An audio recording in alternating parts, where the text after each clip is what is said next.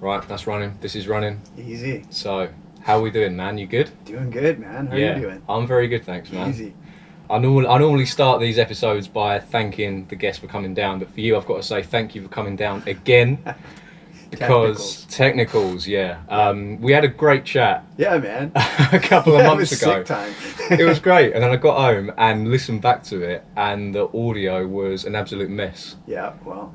I really wanted to put the episode out using the sort of camera audio that we had, but I don't know. There's a level of quality control that I'm trying to uphold, and I knew that if we did this again, we'd have another great conversation, and it wasn't just going to be like a let's sit down and try and remember what we said and copy it. It's just we could have a million different conversations, and they'd all be great. Exactly. So I know that your stay in London is drawing to a close. To a degree. It's I've been over since November, and then I was talking to you earlier. I'm going to be hopping over to Ireland to visit some friends for a bit, but I'll probably be back. It just depends, man. Everything's so up in the air right now with everything that's going on in the world and whatnot. So I'm just kind of flying by the seat of my pants right at the moment.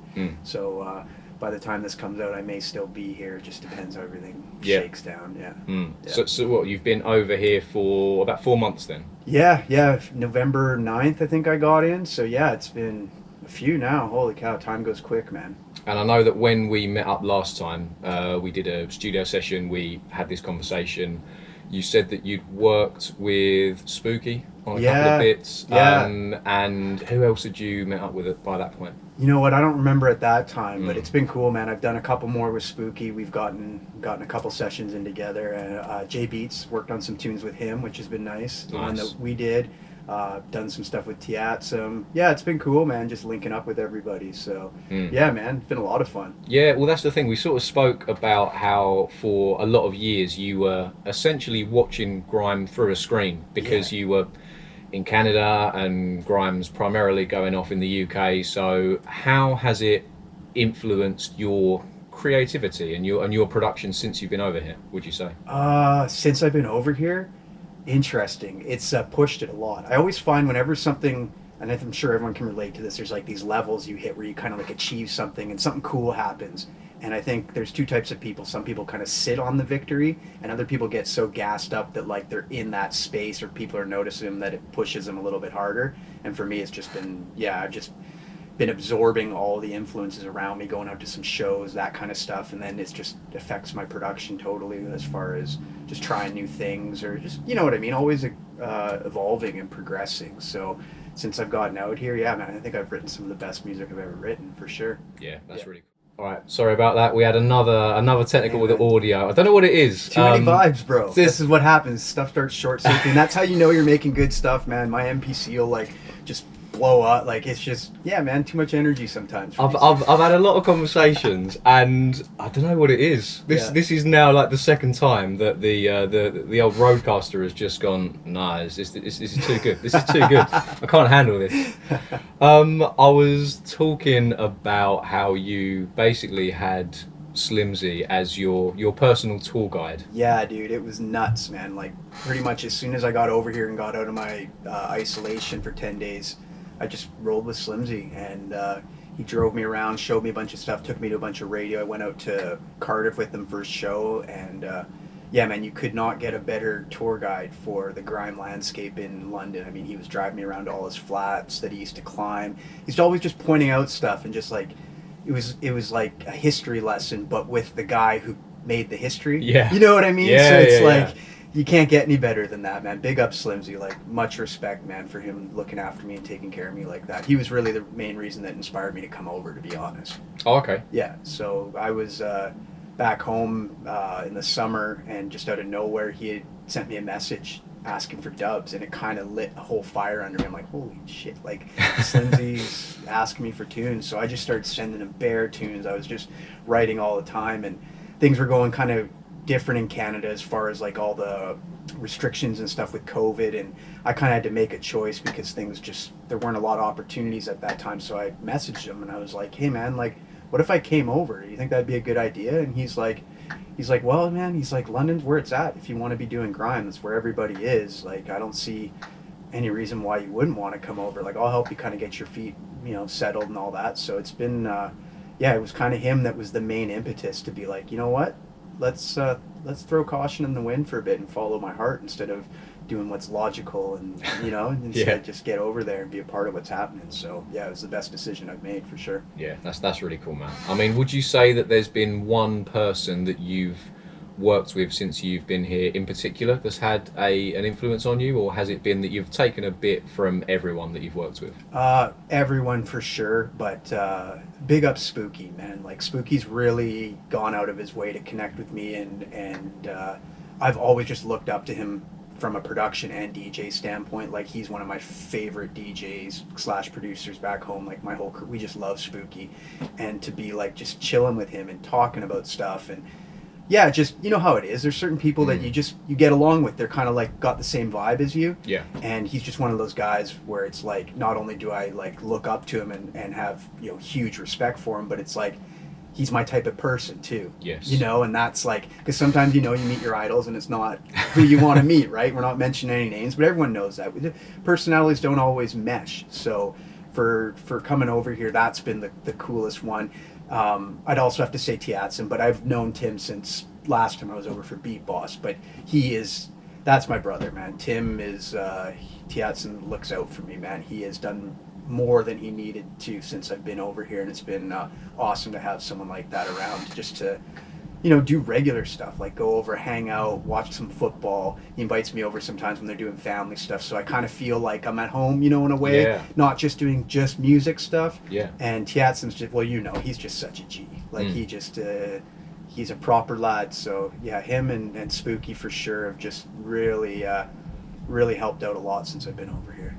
Yeah, I think this was something that we was chatting about when we was in the studio, working on that track, whereby if you can sort of find someone who you get on with on a personal level, then the creative thing just becomes so much easier. Yeah, because it's fun. Yeah. It's like, it's just with your mates. It's like you're just having a good time. It's not about who's this or what you're trying to achieve with that. It's, no, we like making dope stuff, and let's get down and let's have some fun. Let's roll up some zoots. Let's make some cool stuff. And that's the vibe I like. I don't like music being super serious, man. Like, the worst is when people think they're important because they're good at music. It's like, bro, like, we're all just humans, man. Like, let's have some fun. Let's drop the egos and let's make cool stuff.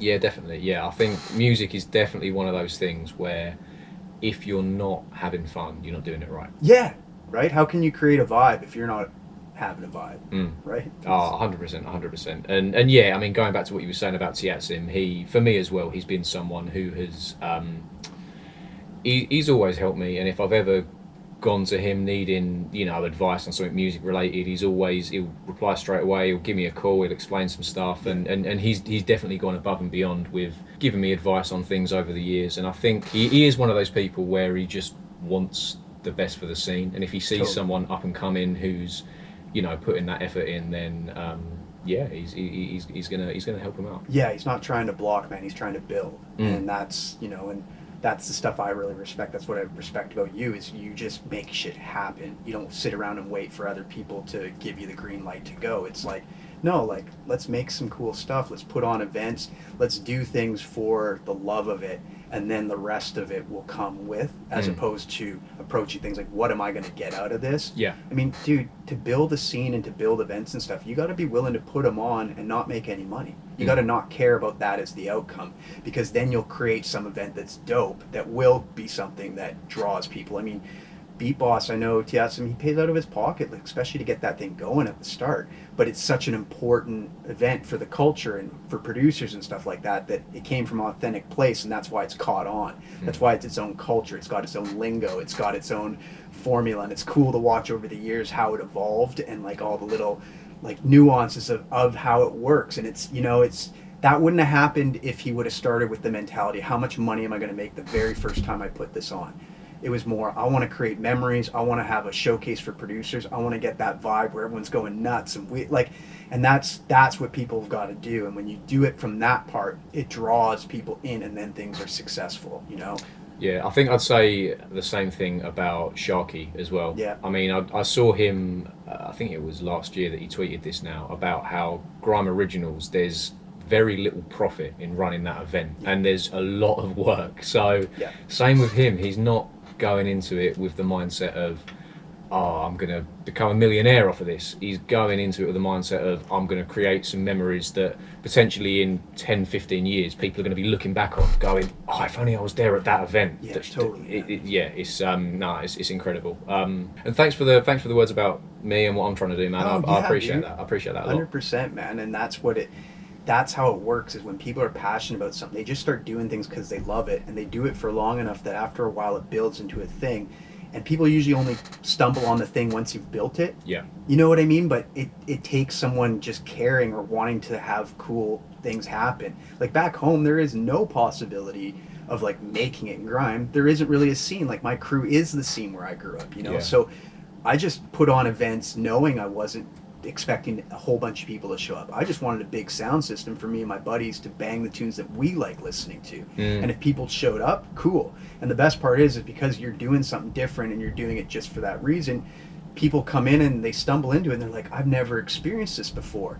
And they're like, what is, you know, and you're like, you see them catch that vibe too. And you're like, that's why we did this event. Not only for us, but for those few people who haven't been exposed to this and wouldn't be exposed to it if we were doing what was popular. Because we'd be playing a different type of music that would draw more people.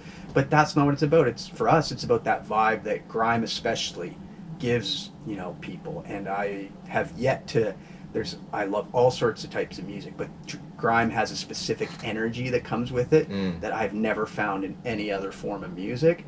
And like, dude, that's what gets me going, and that's what gets me gassed up, you know? Yeah. I mean, I think a question that I definitely had, and I'm assuming other people will share, is coming from Canada, as you said, if there was no grime scene, how did you first catch on to grime?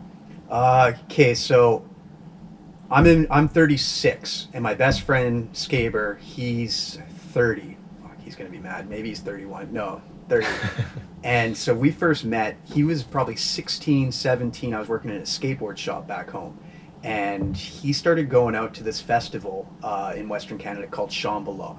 And it's massive. It's kind of like the epicenter of the bass scene in Western Canada. And he came back from, I think it was 2008 Shambhala, and showed me Scream, because Scream and Banga had come out, and no one knew what any of that was out west. We didn't know what dubstep, like when all that was being born over here, no one really, maybe there was a couple people in Canada who knew what was going on, but like for where I'm from, like no one knew about it. It wasn't until about 2008 that it was like, what is this type of music? And from that point, we went hard into all that like heavy dubstep, not like the North American Skrillex shit, but we're talking like DMZ, all the fucking deep medi stuff, all the original guys, Scream, Banga, Lofa, Mala, you know, Koki, all that, Jay Kenzo. We were into all that like really proper kind of dark stuff. And then I started hearing things that had MCs over it. I think the first tune, to be honest, that stuck out was that Caspa tune, Hard, with New M Gens. Yeah. And I only knew them as the New M Generals at that point because that's the way the track was labeled, right? And it was just like, it was a combination of what I grew up on, which was, you know, MC culture, hip hop, rap. That's all, you know, West Coast when I was coming up, but it was on this new instrumental style of like heavy bass music, which is what I had gotten into through all this dubstep. And I was like, this is the best of both. Like, it's got the instrumentals that make me go gas, but then it's got this MC culture that's on a whole different wavelength. Like, they're pushing it in a different direction that I've ever heard MCs do. I mean, especially D-Double at that time, like, coming from like a rap ear to hear D-Double and what he was doing with his voice and all his ad-libs and stuff, it was so out of left field, but it was hard. And it's like, I got to find out more what this is. And yeah, from that point, it was kind of one step to another to finding the grime show on Rinse that Spyro was doing all the time. So we would just tune in every week, and kind of that's how I got educated in grime, was through Spyro and who he was bringing on, and then like looking up those artists, you know, those MCs, and then finding everything from there type thing. So yeah, probably around 2008 the sound started coming from dubstep, and then it was probably around 2010 that I really started to figure out what grime is, and that was a wrap from that point. Yeah. Were there any other, I mean, as you said, Hard is a dubstep track with grime MCs. Yeah. Were there any other sort of dubstep producers who were making tracks with MCs that you caught onto, or was it mainly that? Yeah, Khan was doing a bunch of stuff at that time with Flowdan, which was like, again, it was kind of that hybrid of more of a, well, Khan's kind of in the middle. Khan can really be dubstep or grime depending on how you want to perceive it, right?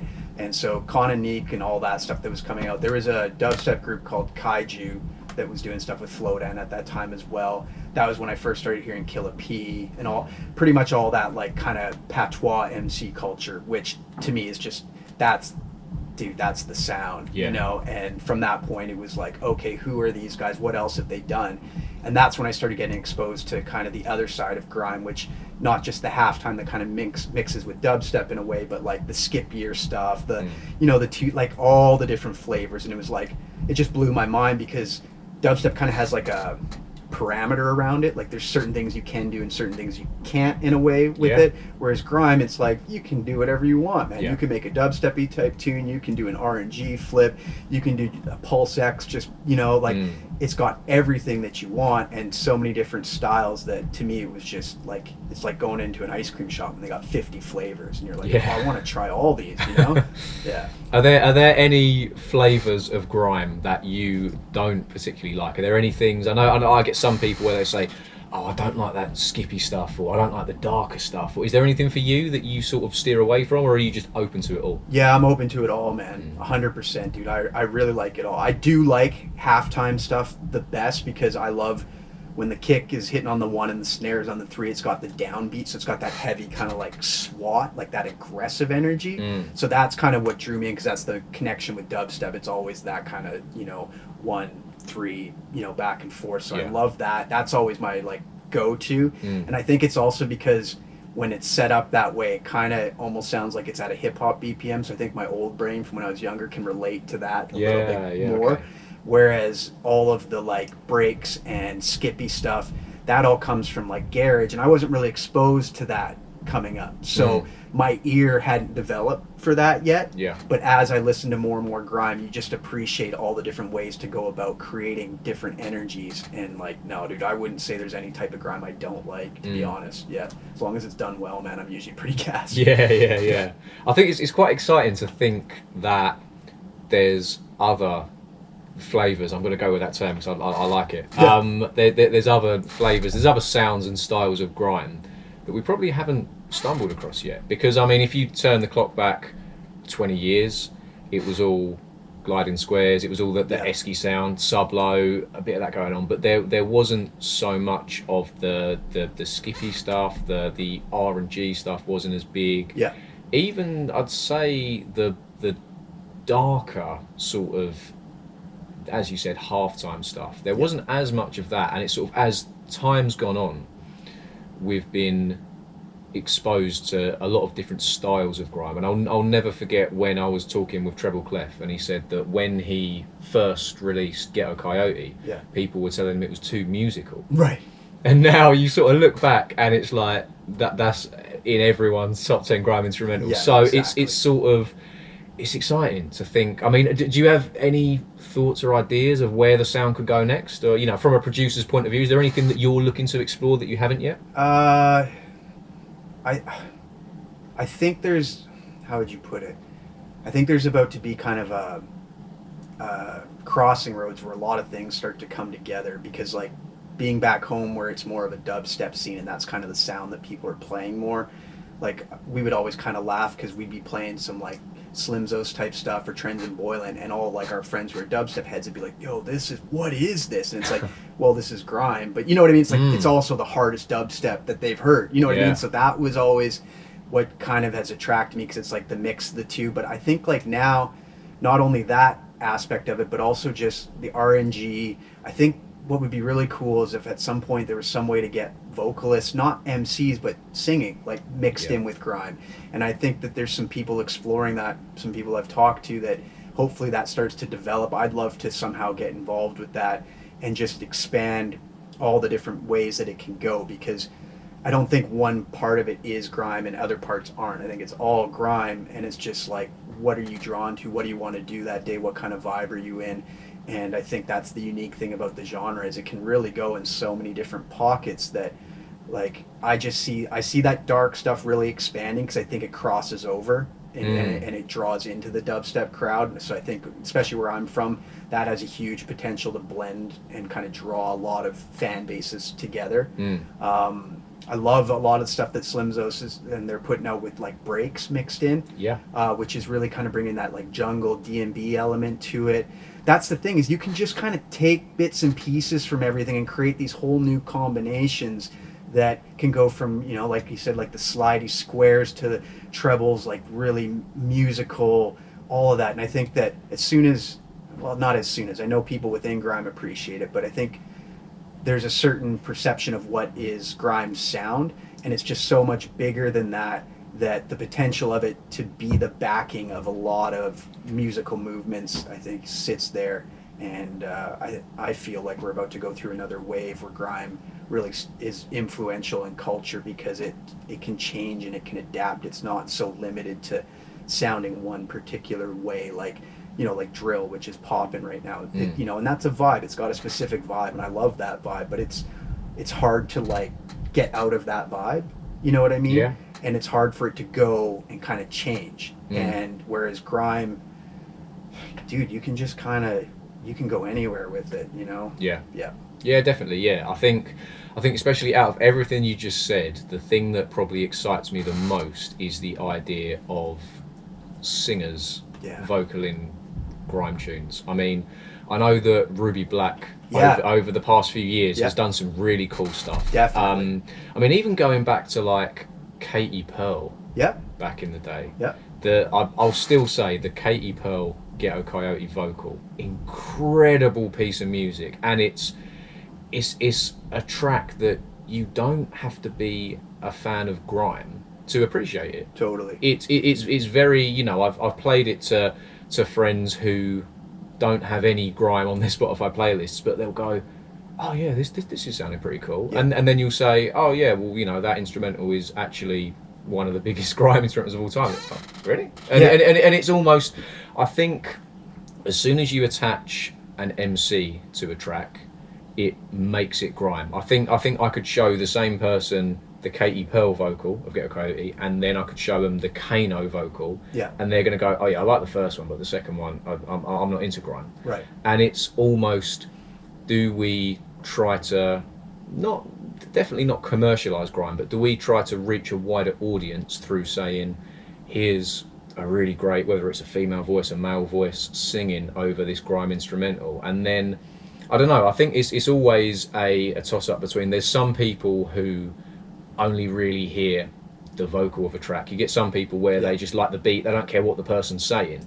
So, I don't know, I think it's interesting to explore the idea of, if we did get more singers vocaling grime tracks, is that going to massively expand the audience of it? I think there's some potential there. Oh, for sure. And I mean, just, you know, without worrying about what the potential of it is, it's just, dude, I want to hear that. You know what I mean? Just because there is such a musical side of grime that exists as well. And like, even like you're talking about treble clef, like, and excuse me, because I don't remember the name of who vocaled the trumpet boom version. But that, again, it's just another thing. Like you said, I've played that with people back home. Well, not me, sorry. Skaber's going to be like, yo, that's my tune, bro. Skaber plays that tune back home.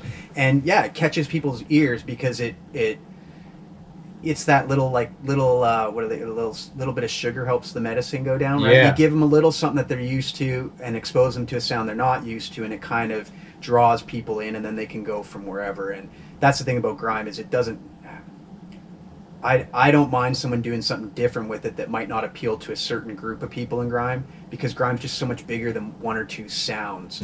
And for me, at least, just hearing it brought me into the rest of it, and I explored the rest of it. So some people may not like the idea of, like, you know, singing over grime, and that's fine. But if someone makes a banger with a singer over grime and it attracts people to grime, they're going to come find your sound too. Right? So everyone kind of benefits in a way from that as well. And it never hurts to experiment and explore with what has or hasn't been done. And I think grime has shaped so much of the sound in the last 20 years as far as what's popular, that, you know, having it on some tracks that get on the radio for the average person, that's not a bad thing. It doesn't mean the whole genre is sold out or it's lost its soul. It's just, we can do this too. Yeah. Like, we can go hard, we can go minimal, but we can do this too, you know? And so I think that's a big thing. I also, I'd like to see the producer culture and instrumental culture pushed a bit more in grime as well, because it is so based and tied to the MCs, which is awesome, because the MC talent in the UK is the best in the world as far as I'm concerned. But at the same time, the production in grime is also the best in the world. And, you know, in dubstep, people don't have to have an MC, and they can go tour as a producer because people know their instrumentals, and it's, you know, it's a proper rave and they're just doing their thing. And it'd be nice to see more grime producers get the opportunity to DJ as well, not just, you know, do grime sets with MCs, but just be in the mix of all the other bass musics that are going on as well, as far as, you know, kind of that more like dance music approach, you know, where it's instrumental based and people are just there, then they're just going off on that. You don't necessarily need to rely on the MCs to you know what I mean? Yeah, definitely. Yeah, well, there was that debate that was going on like a few days ago on Twitter that I saw, where people were arguing for and against grime being like electronic music. Right. And I mean, did you see any of that? Yeah, and I kind of laughed because, like, if it wasn't for it being an electronic dance, I never would have been exposed to it, because that's how it came back home. It was in the rave, you know, and it's that culture of instrumentals and going out, and back home there's definitely more of like a rave culture. People are popping their pills and they're dancing all night, and that's kind of the vibe. And so to me, that's how I was exposed to it, was in the dance. It wasn't just hearing, you know, singles and MCs and that. It was going out and getting your body skanking to like these crazy sounds and crazy tunes. And to me, I could never imagine it not being considered dance music, because like that's how I was exposed to it, was in the dance, you know. And yeah, it's just kind of funny, all these different conversations with how to make this and that. It's like, dude, we don't need to do shit. Grime's dope. Like, we don't need to like do anything other than what we're doing. Just keep making it, just keep trying new stuff, and it just fits into so many pockets, man. Yeah, dude. I think people overthink it a lot of times. Yeah. You know? Yeah, that's very true. But I mean, I was having a conversation with Snooper. Yeah. Have you spoke to Snooper much? Yeah, dude. So Snooper, to be honest, years ago was the very first person from the UK that ever checked out any of my music type stuff. Yeah. And it was funny. It was I was going up to Mode one night I was covering for Tiats, and I was doing a set during Elle was running her Christmas marathon, and she told me there was going to be some MCs, but I didn't know who was showing up. So anyway, get to Mode, and it's Snooper, and it's like, dude, you're like, it was so cool to meet someone, you know, that was the first guy to really like acknowledge, like, and be like, yeah, your beats are sick, dude. Like, keep on it, you know. So that dude, yeah, man, big up Snoop. I've run into him a couple times now at Mode, which has just been, I think the universe does that on purpose. It's like, oh yeah, okay, you guys need to connect, you know. It's just weird how that stuff cycles around, and it's like, of course, my very first radio set with MCs is Snooper. Like, I didn't plan that, I didn't try and make it happen that way, but it was just like everything coming back around to, you know, that point that started, right? So, yeah. He's a really cool guy, and he's a builder as well, going back to what we were saying. And he's so, I mean, it doesn't surprise me for a second that he was the first person to, as you said, sort of like catch on to your sound. Yeah. I was having a conversation with him, and he was sort of getting at, you can't, in a scene like the grime scene, you can't just be focused on yourself. You have to also be keeping an eye on how is the whole scene going to elevate. Because realistically, the chances of one person making it through grime and becoming the AJ Tracy, the Skepta, the Wiley, whatever, is extremely low. Whereas if the grime scene as a whole elevates, all of a sudden it's, there's not one person every couple of years breaking, going big, whatever. It's, we're all, he's there now, he's there, she's there, and it's sort of, I think it's a bit of an outdated view that you should only be sort of focused on yourself and your journey. I think in this day and age, there's always the whole grime is dead conversation, that boring rhetoric that keeps on getting rinsed and repeated. But yeah, I think there is a responsibility for everyone who calls themselves part of the scene to be looking for not only how are they going to be sort of elevating their own career, but also what are they doing to help the scene out, you know. Yeah, And man. yeah, I definitely think I'm trying to do it. I can see that you're trying to do it. People like Snooper are doing an amazing job at it. It's yeah, I think for me that is probably what I'd say is the how I can see grime reaching the next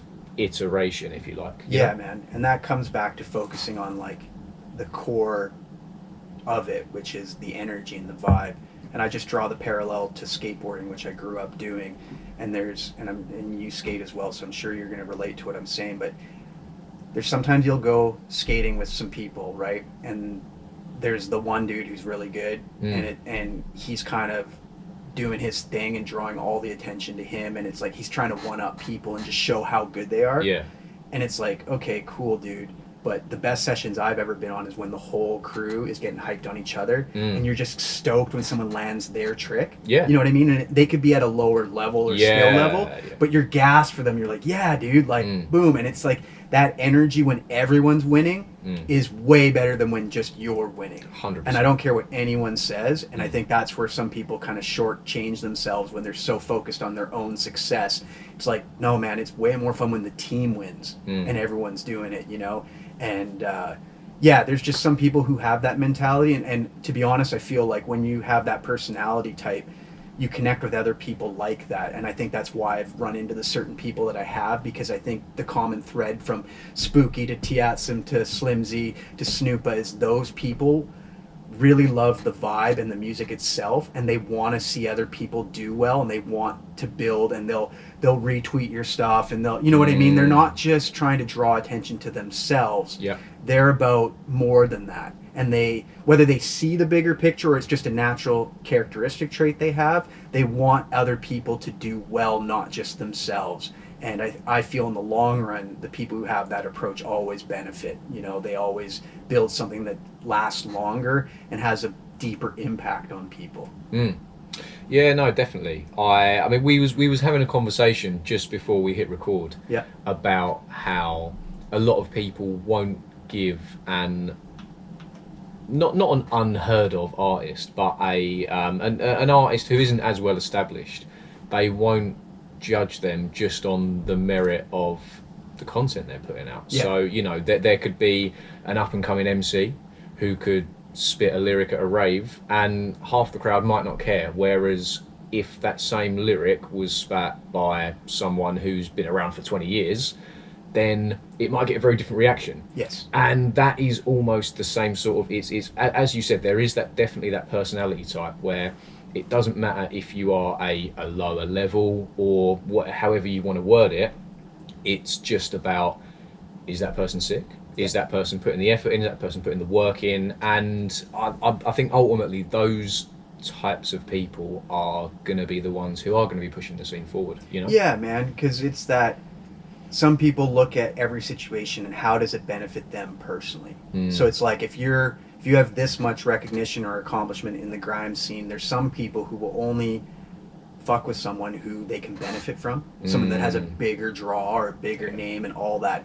And that'll work for a while. That's kind of like a quicker way to like kind of escalate yourself.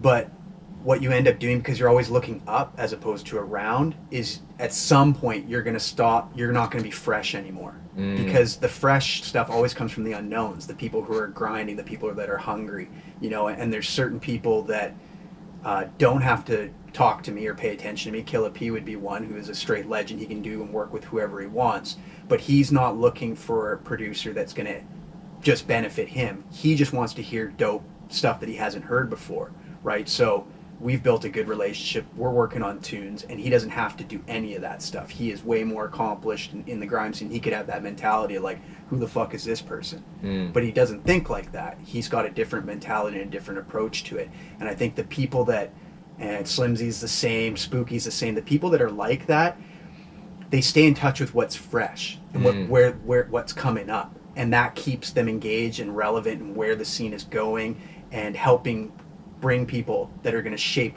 the future and bring those new ideas and those new concepts and those new sounds. And so in the short term, just focusing on yourself, it might benefit you. but in the long term, you're gonna, at some point, you're not gonna be connected anymore to the real scene because you live in this castle where you only deal with the elites and all that kind of shit, right? So whoever is humble enough to realize that no matter what you've contributed to the grind scene, there's always going to be new people that need to be brought in and need to be given platforms and opportunities. And those people who have that mentality, when we look back 30 years from now, are going to be the foundational names. You know what I mean? The ones that are just synonymous with grime. Like, you're not going to be able to talk about the history of grime without Spooky. Yeah. Right, you can't. And like, that guy did it when it was not popular, and he just does it, man. And he's always playing new producers, he's always looking for new stuff, he's always listening and open, because that's just that mentality of like facilitating the growth of a scene and a genre. And those are the people, I think, long term, that will always benefit with that approach, and they'll make more they'll connect and create more impactful relationships in music as a result. Yeah, no, 100%. Yeah, and I'd agree with all of the names you just mentioned. I mean, it's almost, it's weird to think of how before you meet someone that you class as a legend or someone on that sort of caliber, a lot of people, myself included, do seem to have this preconception that they're not going to want to fuck with me, right, because I'm just me doing this. And it's almost when you do get an opportunity to have a conversation with them, or they approach you, it's almost, I've felt very taken back by a lot of people that have reached out to me or even just responded to me, and I've sort of thought, oh, this person doesn't have to do this, but they're choosing to. And I think it is very surprising, just how, from my experience personally, the vast majority of these legends that a lot of us look up to are very humble. And I mean, me and Louis was having this conversation where he was sort of saying they're just people, you know, and he was talking about people that he would just be chilling in the studio with, and he said 5 years ago, I'm looking up to him thinking, you know, or longer maybe, I'm thinking, oh, you know, oh, it's him, it's her. And then all of a sudden you realise, yeah, but they're just like you or me. Exactly. You know, we're all just doing our thing. We're enjoying the genre, making some music, having a good time. Yeah, and just because you're good at music doesn't make you more important than anyone else. And some people think they are, and some people don't. And the people who don't, that's what I want to connect with. Those are the types of people I want to find. Those are the people that I want to make music with, because it's still fun. It's not this like business or this whatever the grand picture that someone has of what they're trying to achieve and all that. It's back down to the basics. And again, I always like to kind of parallel to skateboarding, but it's like you're sitting there and some kid rolls up and he's like, hey, can I skate with you guys? And there's like two types of people. One will be like, are you any good? And the other was like, yeah, come on, we're all like having a good time. Like, why wouldn't you not want to, you know what I mean? Yeah. And it's, I think that there's I try to find those types of people for sure. Yeah, definitely. All right, so looking forward then, what is in your what is coming up for Maxwell for the rest of 2022? Are there any plans, anything in place? Yeah, I got a ton of music right now. I'm hoping to do some work with some MCs. Again, just continue doing collaborations. I'm really going to try and move into this NFT thing. Oh, okay. Is where I'm going to be going with it, and trying to give more of a different approach to putting music out there, and how would you call it? Trying to get more of a dubplate culture back in the digital age, where there's a little bit more uniqueness to things and a little bit more limited editions of stuff. Only certain people have something. You know what I mean? Yeah, there's a big debate about dubplate culture, whereby there's a lot of people who sort of turn their noses up a little bit when you talk about limited runs and that kind of thing. And you know, I mean, through Buki, I've released a couple of dubplates where there's 10 copies, 20 copies, and I've purchased a lot of dubplates where there's only 10 copies, 20 copies, and you know, there's people that are under the impression of music shouldn't be limited. You know, if you've got this killer track or whatever, you should put it out there, everyone should be able to hear it or whatever. But dubplate culture is one of the foundations of grime. So I think when we talk about NFTs, I did see someone very early on make the comparison between an NFT and a dub plate, and it sort of made me smile. And then I thought, that's quite a good comparison, actually. They are directly. Well, like, I mean, and here's the thing is, I think a lot of times people try and like keep knowledge to themselves, but I'm just going to explain to you what I'm thinking, and as you as a DJ just react to it in live time. So let's say I put out a tune. There's only one copy of that tune, right?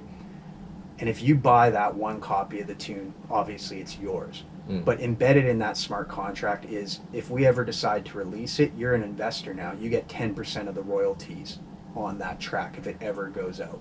Okay? So not only are you now having something exclusive that's yours, but you're also invested in the artist, in the sense of, if they ever do, that tune blows up or what have you, you were the one who heard it first. You invested in them. You put your money on the line.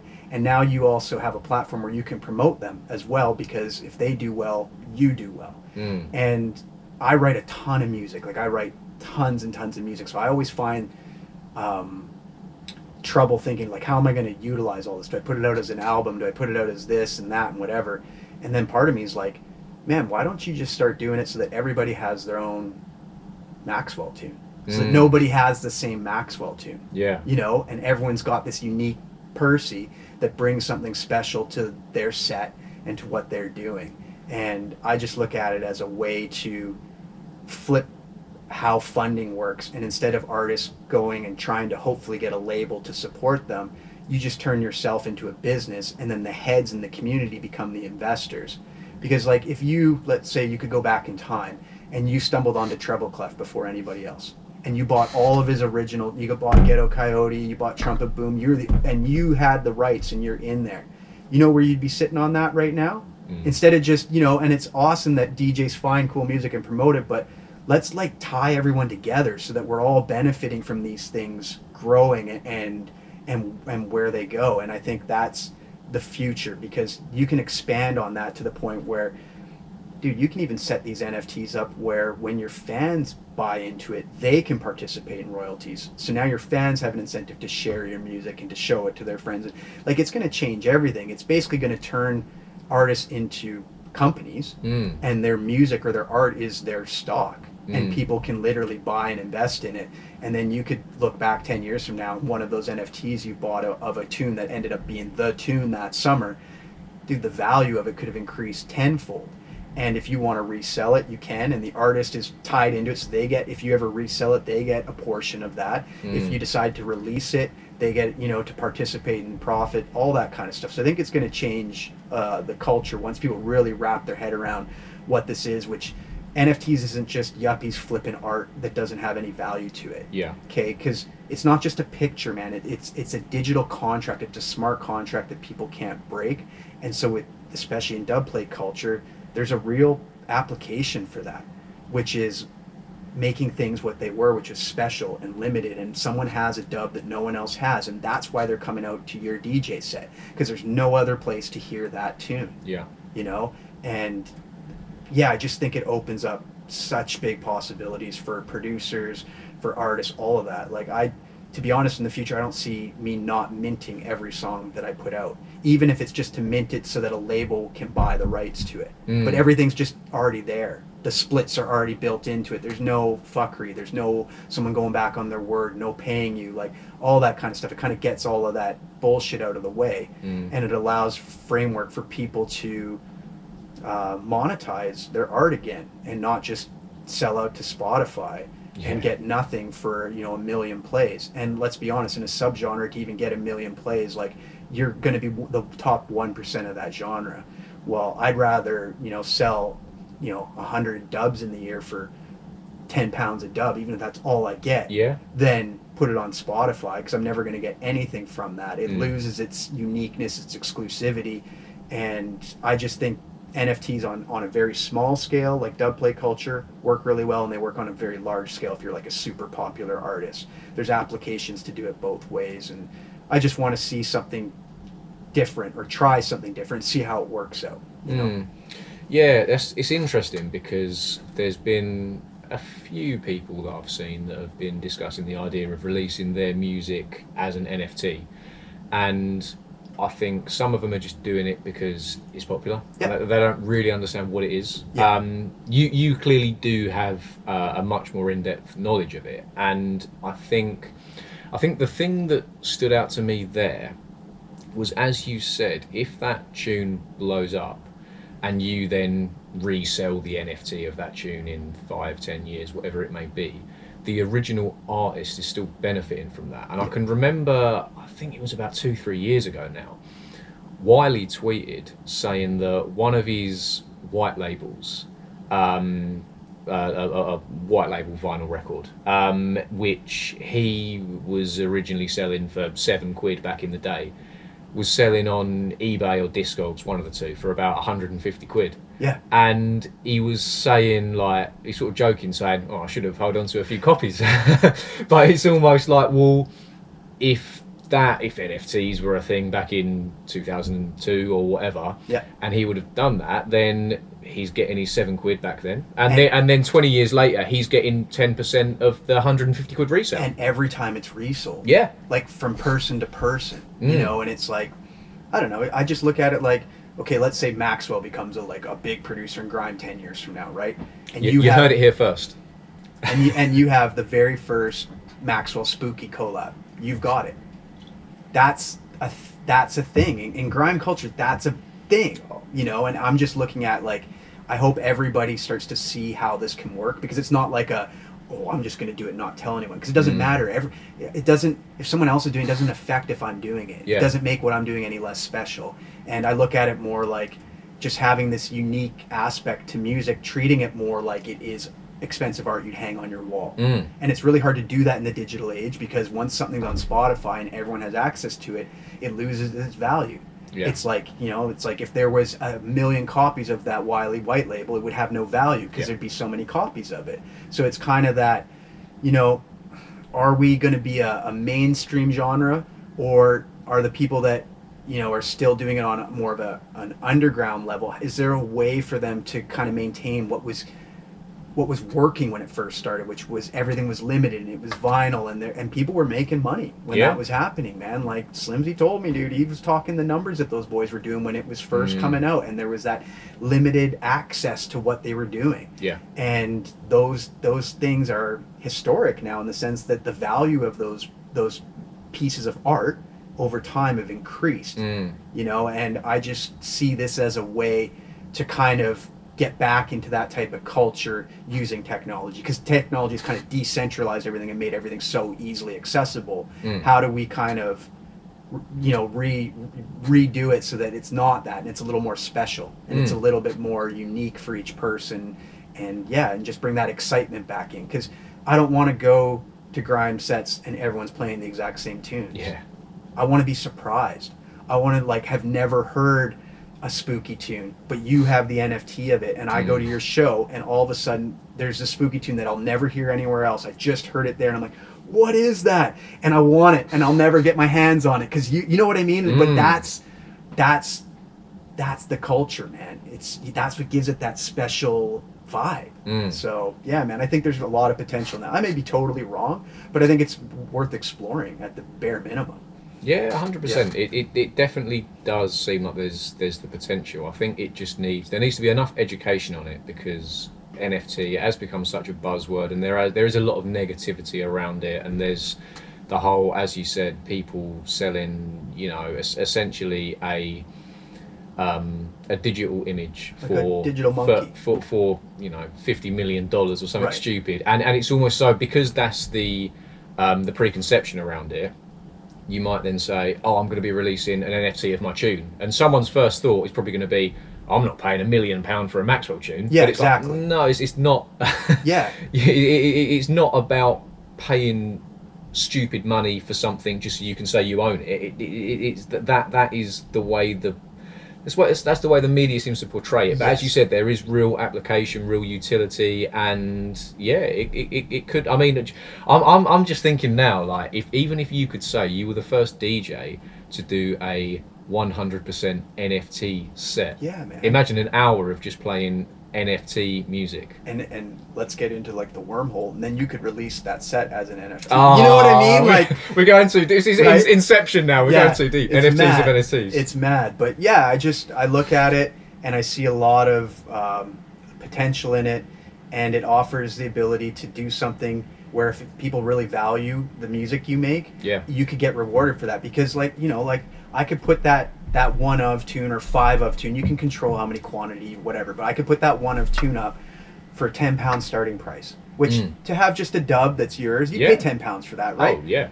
Now let's say 20 people would also pay £10. Well, that's why there's a bidding feature on it. So you guys are now going to bid to who really wants that Maxwell dub. And then you start to see where the value of your music is at. And if you become popular or people really like your music, it can increase to a certain value, because people, if they like something and they want that, and that's the only way they can get it, you know how people are, man. It's like sneaker culture. It's all that kind of stuff, you know? So there's that potential for people to monetize their art in a way that I think is tasteful, and it kind of respects the culture that this was all founded on, which, as much as exclusivity, man, it's cool in a way. It keeps things different. It keeps everyone have their own little stash and their own tunes, and it makes everything more exciting that way. Massively, man. I feel like we could really go a lot deeper into this, but I'm conscious. Have you got the time? No, dude, I ain't got it on me. You want me to check my phone? Go on. What time did we start at? It's 20 after right now. 20 past 2? Yes. Okay, we still got a bit of time. That's good. Yeah. That's good. Just wanted to check. Yeah, man, it's time's flying though. Time's flying. I'm definitely enjoying the longer format podcasts, because I think last time you come down I was still trying to stick to the sort of 30-40 minute mark. Oh, nice, for doing a little bit yeah, cool. yeah. That's why all that stuff glitched out, man, because somebody who talks as much as me can't be fit into it. Yeah, man. No, it's good. Yeah, I think I don't know. I was very cautious when I first started the podcast. My first thought was, people aren't gonna want to listen to these conversations for hours on end, because you everyone knows that you've got the Joe Rogan podcast that'll be 3-hour episodes, and people will watch it in one hit. And there's other podcasts that I'm a fan of that go on for hours and hours, and I can just get into it. I can put it on in the background, whatever. And I don't know, when I started this, I was very conscious of, I don't want people to just be put off by the time. But as it was going on, more and more people were saying to me, it would get to the end of the episode and they go, oh, we've still got so much more to talk about. Yeah. And don't get me wrong, I mean, someone like yourself especially, we could talk for hours and hours, but it's nice just having the opportunity to, as we were saying earlier, there's no structure. We're just chatting. We're just just having a conversation. And that's, I think, what people like about long form podcasts is it's more authentic. It's not so manufactured. It's not these time constraints, and it's more, you really get to get a feel for people. You get to see how they move, how they laugh, like what they it's and when you're interested in a subject or a genre or whatever it is, whatever type of podcast you're tuning into, generally the people that are clicking on those things, like, they want to listen, like they're enjoying it, and they want it to go on, and they want to hear people express their ideas, because it stirs ideas in their head, and they start thinking, like, yeah, man, I think what you're doing as far as expanding it, I mean, that's my reaction every time I've watched one of yours, is like, yeah, it'd be sick if that was like even longer. Like, I would keep watching if it kept going. I'm not turning it off because it's been on for too long. It's like, no, I want to hear what people have to say. I want to, get their takes on the grime scene and what their approach is, because that's just, I don't know what it is about us, but as humans, we get interested in that kind of stuff, and there's the art, which is, the music and that, but then there's everything that goes on behind it, and what makes the art happen, and where people are coming from, and all those deeper discussions. And I'm glad we're living in a world where we're starting to move back away from everything being so short clip. Like, there is the TikTok phenomenon and all that, but man, it's really hard to represent reality or to really get into things in such short time frames, to really get in. Yeah, definitely. I mean, I was having this conversation with Louis, I think it was the other day, Louis B, and we were sort of discussing, essentially, is there room in the grime scene for a podcast. And it was quite an interesting chat we had. I was sort of saying that, you know, over the years, I mean, I don't know if you saw Logan Samo used to do the Keeping It Grimy podcast.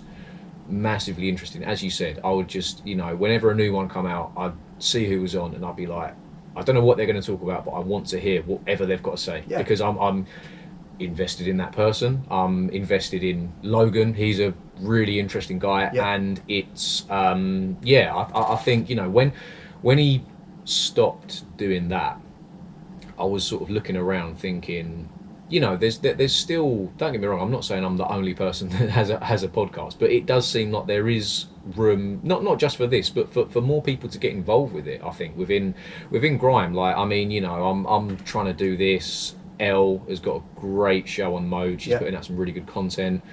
You know, there's other people who are doing their thing.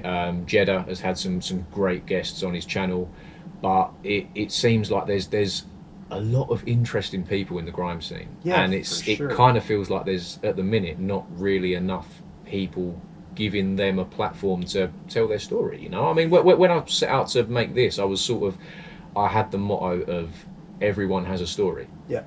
And I'm sort of I'm going back to what I was originally saying. The conversation I was having with Louis was, you know, I was sort of asking him, do you think there's room for me to do this? Is there room for it to go further? And you know, we sort of come to the agreement of, as long as there's demand for ultimately it comes down to, who am I talking to, and do people want to hear what they've got to say? And I think the answer is people are interested in what, you know, you can listen to 100 sets with an MC on, but if you've never heard him talk, just talk, then it's that curiosity of, what is he actually like? What was going through her head when she wrote that tune? What does he, you know, does he, when he's making a track, does he do the drums first or later on a bass line? You know, what was her main inspiration to become a DJ? It's sort of that curiosity of, I'm invested in this person as an artist, but who are they as a person? Yeah, totally. And it's that,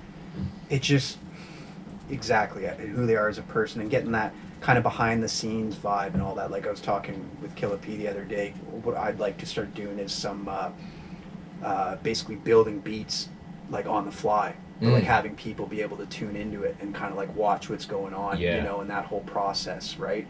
And we're all secretly lurkers, you know? Like we all love just kind of getting behind the scenes with people and seeing and I don't know what it is about human nature that makes us interested in it, but it's there. Once you're, like you said, once you get to know the person, there's another type of connection you build to that artist or whoever it is, like, and it's, I mean, there's people that you stumble on and you hear them talk, and you might not even have heard their music yet, and you're like, oh, yo, this guy's cool, like, I'm gonna go check out a bunch of their stuff. And that's how the channel, and I know, remember you mentioned it to me, just like how people have said, like, they came to look for this guy, and then they saw that you had all these other podcasts, and they started, you know, watching the other episodes and stuff. And I think it's one of those things where, if you keep doing it the way you've been doing it for 5 years, in 5 years from now, you're going to look at it and it's going to be this huge thing.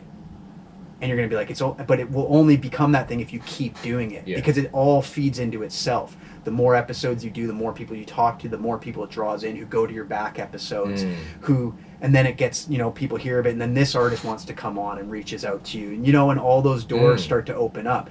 And then once that happens, the ball gets rolling. And then by the time the mainstream of grime knows about the Citrus podcast, it's already been built, you know what I mean? And it's like, you're there, you're the guy that's doing it, you're that, let's say, Joe Rogan in the scene that's having those conversations, right?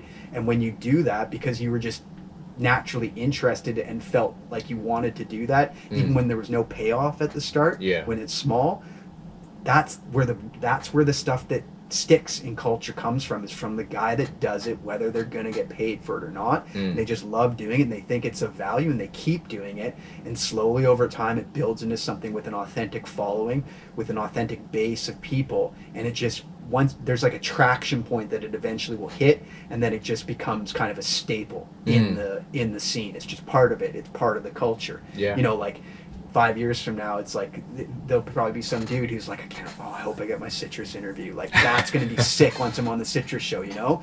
Then it's stuff like that, right? Yeah. And then you'll be doing your thing, not only from your passion of building your platform and that, but you'll be helping build other artists and that, you know what I mean? You'll be exposing people to other people, you know, like as you interact and grow that. Not only does it benefit you, but it's like we were talking about earlier, it's going to benefit all the people that you engage with the project as well, and it's going to have them find new followers and new crossovers and all of that stuff, right? Like someone's going to be looking up the Louis B interview because Louis a warlord, and they're going to be like, oh, who's this Maxwell guy? And they might click on it by accident and be like, and then they're like, oh, that guy's kind of interesting. Maybe I'll go check out some of his stuff. And it's like, because you took the time to do all that, everyone in that circle is connected and like building that way, right? Whereas I may have some friends from back home that aren't really involved in the grime scene, but they'll see me repost this episode and they'll just want to watch it because I'm their friend. Yeah. And then they might click on a couple of your other episodes. You know what I mean? And like, it's just, that's how it all works. It's all like the unseen things that lead one to another. That's why builders are so important, because someone has to do it before it's a thing. And then once it's there, it's an institution, like Beat Boss. Yeah. Like, can you imagine the grime scene not having Beat Boss moving forward?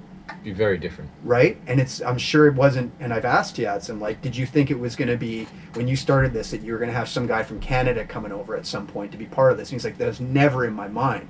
He's like, I just wanted to do something sick with the producers, catch some vibes. And it's like, now it's an institution. We're moving on to Beat Boss Champions League. And you know everyone's going to be tripping on that, because that's going to be a huge deal, because it's all the champions coming together, right? And it's like, it's now part of the culture.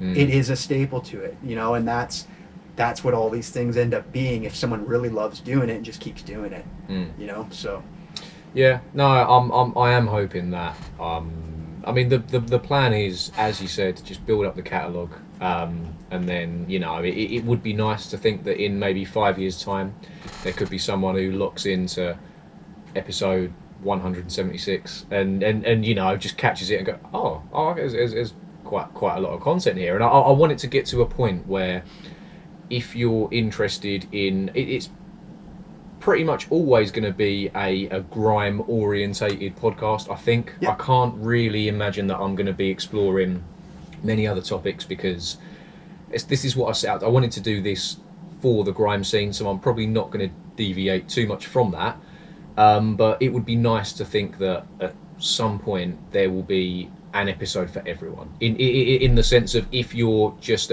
even just a casual fan of grime, you can stumble across my channel and you can go scroll. Oh, he spoke to him. Yeah, cool. Or, you know, or even, as you said, someone who's a fan of Maxwell, who isn't even really that caught onto the UK grime scene, because, you know, it's from back home in Canada or whatever. Yeah, right? Someone from back home. Yeah, anything like that. Then it would be cool to think that and he spoke to him. I've heard Maxwell talk about him, actually. I'll go and see what he's about. And then, you know, it's and in the meantime, dude, you get to sit and pick the brains of like all the people you grew up listening to, right? And that's the core of it. Is, I'm sure that's what, you know, like, yeah, it's nice if everything builds and becomes a thing. Yeah. But at the end of the day, dude, you get to sit here and talk and pick the brains of anyone that you kind of want. You're going to start seeing that, and at some point, you're going to have everyone that you've ever wanted to talk through come through here, and you've got a chance, just because of something you did on your own, to get inside, and all of that will affect you as well. You're soaking up all this wisdom and all this experience and all of that, so it's like beneficial on so many levels, right? So that's why I just love, and that's what I think we need to embrace, is that the grime culture is a DIY culture. It's do it yourself. It's don't wait till someone puts you on. If you want to do something, go do it. And sometimes I see all this stuff about, I'm not getting booked and this and that, and it's like, you know what, man, like, put some of your own money on the line. Go get a venue, throw a show with your buddies, you know, like, build it, like, keep doing it, you know. And where I'm from, that's the only option. So I kind of laugh when I see people complaining about not getting booked, and I'm like, you're in London, dude, and you're sick. Because I know the people who are sick, I'm like, you're super talented. I follow your music. If you put on your own show with a couple of the people I know you work with, like, I'd be going to that. Yeah. And it takes some people kind of having that mentality to create events like Grime Originals. And you know what I mean? And then over time, those become things. And I think people get confused. That thing is beeping off. That's all good? Yeah, that's fine. That's okay. You know, I think people sometimes get confused because they see it once it's been built, and they're like, oh, I want to like book me. And it's like, well, no one was booking them at the start. So that's why they started it. And that's why it became popular. And that's why you know who they are now. And it's like, sometimes you got to build your thing and do it, not just kind of piggyback on what everybody else has already done. Yeah. And I think the people that approach it that way usually have the place in a scene that other people are envious of, and that they want it for almost nothing in a way. Not nothing, because but they want it without putting in the 5 years where it's not popular building it. They want it without having to risk putting on an event where no one shows up. Yeah. Like, I've thrown some dead shows, bro. But even at those dead shows, to be honest, like, one of my best friends that I've ever met was just at that show. And it was so dead, I like looked at him. He was visiting from Ireland. And I was like, you got a USB on you? And he's like, yeah, man, why? I was like, well, it's dead, dude. Why don't you go play some tunes? He's like, really? He's like, you're putting on an event? I'm like, whatever, man. Like, dude, my homies are here. There's not many people. Like, go throw some tunes on. He starts playing some music. It's like this sick UKG stuff. I'm like, who is this? He's like, it's my stuff. I was like, you produce too? I was like, you're part of our crew, like right now. You know what I mean? And like, he's one of the core guys in our whole crew, like as far as putting out music and being part of that label, like Greasy Records, that I do back home. And that's what all these things are about, is that when you do it that way, it just starts to build, man. And you just got to be patient, in the sense of, well, not even patient, man. You just got to love it. Because if you love it, you're just going to do it anyway. And then usually it ends up turning into something. There's not too many people that have dedicated their whole lives to grime that aren't part of the scene right now and impactful to it, right? Like, Spooky is who Spooky is because he just keeps doing it. It's not whether it's popular or not. He just loves doing what he's doing. And so that's why it's continued, and it builds over the years to the point where he's Spooky. Yeah. Right? So, yeah, dude. Yeah, definitely, man. No, look, I'm really enjoying having these conversations. I've really enjoyed this. This has been a great episode, man. It's been great talking to you. Again. Hopefully people just get gassed, right? Yeah. And like, if anyone's watching this right now, like, go build your stuff. Like, go make your thing happen, and then invite me. No. But you know what I mean? Like, that's it. And that's what we want, is we want people being empowered and gassed up and building together, because it will, over the long run, benefit everybody. And dude, I just think the people in this culture and in this scene are some of the fucking freshest people on the planet. We make the dopest stuff. The style is there. Like, it's all there, dude. So it's just trust that what you're doing is awesome and it's cool and it's unique, and just ride through these waves, because it's coming around, man. Like, skateboarding died 4 or 5 times, and now it's an Olympic sport. People always, like, it died in the 70s, and then it was dead in the 80s, and then it was dead in the 90s, right?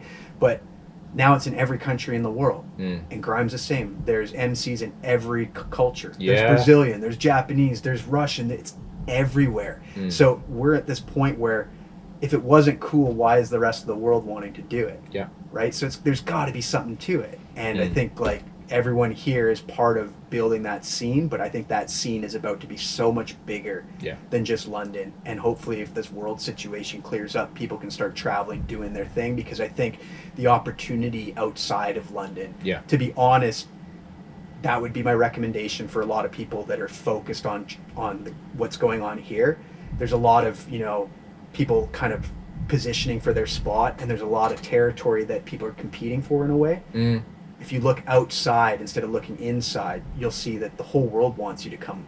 They all want you to come, whoever you are. Like, I could name off a list of MCs and DJs right now that may never even played outside of London, but if they went outside of London, people would show up for it, and I think that creates space for everybody, again, to benefit, because it opens up opportunities. There's not just 10 venues that everyone's trying to compete for, and people can't do events on the same night because it's in the same city. It's like, well, so-and-so's off in Rio tonight doing their thing. You're checking your timeline, right? And then so-and-so's in Japan, and it's just like, dude, we did it. Like, we got this world on lock right now. Like, everyone's banging our stuff. And so that's where I see it going. And the next wave is that right now we're at this point where anyone who wasn't in it for the right reasons, because there's no money right now in it, they've gone. They're doing different things. So the people that are left are the people that really love it. And when it pops again, when it comes back around, they'll be at that core, and that rightfully so. You deserve to be at the core of it when you stick around and you're the ones building it, doing podcasts, doing radio, whatever it is, even when it's not the it thing to be doing, you know?